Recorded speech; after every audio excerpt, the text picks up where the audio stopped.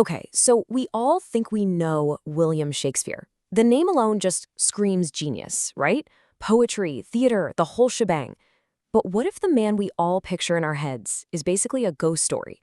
Well, today, we're diving headfirst into the biggest mystery in the history of literature. I mean, his reputation is just monumental. He's a literary giant, the Bard of Avon.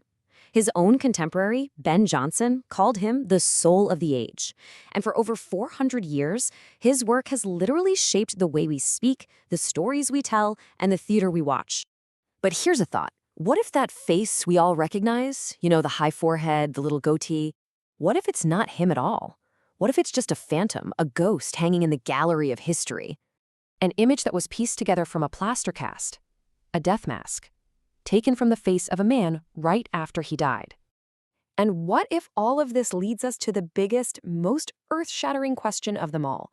Was the guy from Stratford, the man whose tomb we can visit, even the one who wrote Hamlet or Macbeth? The evidence might just blow your mind. All right, so before we totally pull apart this legendary figure, let's just take a second to appreciate the sheer scale of his legacy. It's a legacy built quite literally on words.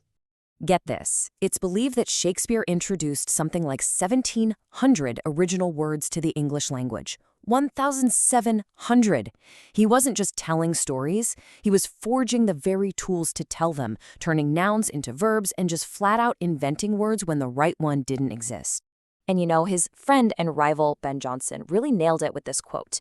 He wrote it for the very first collection of Shakespeare's plays. Jonson knew, even back then, that Shakespeare wasn't just for their time. He was writing for all time. He was writing for us. And his words, they're literally all around us. You've probably quoted him today and didn't even realize it. Ever found yourself in a pickle or waited for something with bated breath? Yup, that's Shakespeare. His phrases are so deeply stitched into our language, they're just part of how we talk now. Okay, so we've got the words, the legacy is solid, but the man himself, that's where things get really weird. And it all starts with the most basic thing you can imagine, his face. So these are the only two likenesses of Shakespeare that are considered, official. On the left, you've got the engraving from his first big book of plays, the first folio. On the right is the bust from his tomb. Now, take a good look. The engraving on the left looks odd, right? Like his head is way too big for his body, and the guy on the right, he looks like a totally different person. So, which one is it? Well, the really creepy answer might be neither of them. They might both be copies. Based on this, the Darmstadt death mask. It was found in Germany in the 1840s, and, get this, it's dated 1616, the exact year Shakespeare died. The theory is that this mask, this cast of a dead man's face, was the real model for every portrait that came after. And here's the kicker.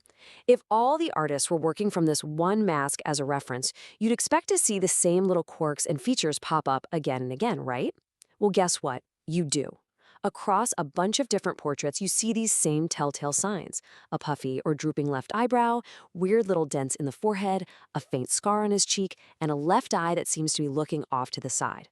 These aren't just artistic choices. They're like forensic clues, repeated over and over. So, these strange features on his face, they're not just about what he looked like. Oh no. They lead us down a much, much darker path to how he might have actually died. Okay, so check this out. Exhibit A, the Beazley skull.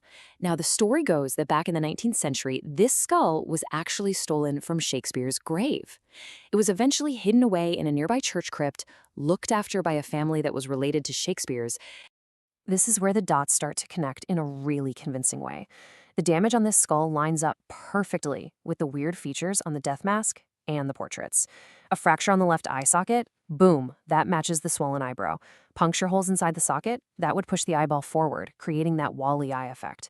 And a broken upper jaw, that lines up exactly with that faint scar down his cheek.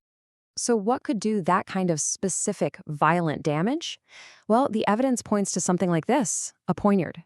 Think of it as a nasty, needle-thin dagger made just for stabbing. The puncture wounds inside the eye socket are a dead ringer for an attack with a weapon like this, driven straight through the eye. And that brings us to one last chilling clue.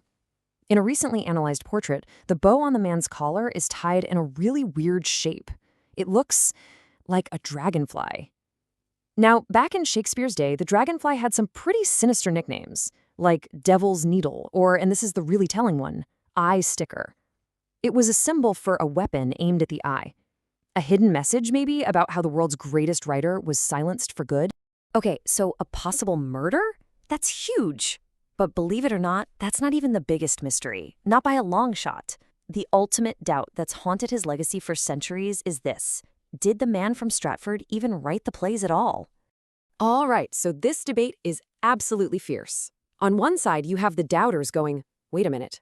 How could a glove-maker's son from some small town know so much about royal courts, politics, and foreign countries?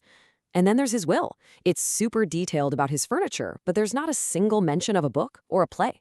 Plus, how did he write so vividly about Italy when there's zero proof he ever left England? But the other side has answers. They say the local grammar school was excellent, and as a sharp businessman, he would have dealt with lawyers all the time. As for the plays, they weren't his to give away. They belonged to the theater company. And his version of Italy? It sounds a lot more like a fantasy than a real travel guide. So one side of the argument goes something like this. The historical record is just too flimsy. For about 100 years after he died, his plays weren't even that big of a deal. The biography we all know today was basically made up later on to fill in all the huge gaps. But the other side comes right back with a really solid point. Just because we don't have the records doesn't mean it didn't happen. Record keeping back then was, not great. A lot of stuff just didn't survive. And honestly, Shakespeare wasn't the massive celebrity in his own lifetime that he is today. Nobody had a reason to save every little piece of paper connected to him. Okay, let's just recap. We've got a face that might not be his, a death that looks suspiciously like a murder, and the giant looming question of whether he even wrote the plays. So, where do we go from here? At the end of the day, here's the real question, isn't it? After all the historical digging and forensic clues, does it actually matter who the author was? Does it change a single word of to be or not to be? Does it make King Lear any less tragic? Maybe the mystery is the whole point. All these questions about the man from Stratford just add to the magic, forcing us to focus on the art itself, separate from the artist. He could have been a victim, a frontman for someone else, or just a genius whose life wasn't well documented. But no matter what the truth is, one thing is for sure. The man is a puzzle, but the work is immortal. And maybe, just maybe, that's exactly how the author, whoever he really was, would have wanted it.